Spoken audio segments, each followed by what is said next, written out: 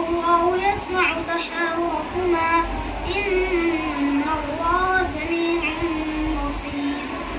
الذين يظاهرون منكم من نسائهم ما هن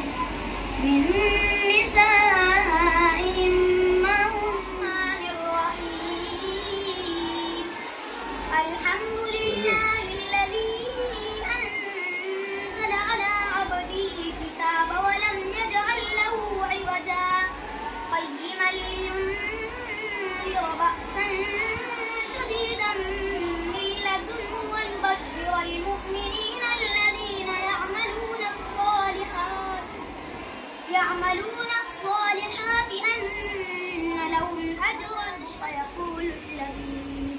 فيقول الذين ظلموا ربنا أخرنا إلى أجل قريب نجب دعوتك ونتبع الرسل. أولم تكونوا أقسمتم من قبل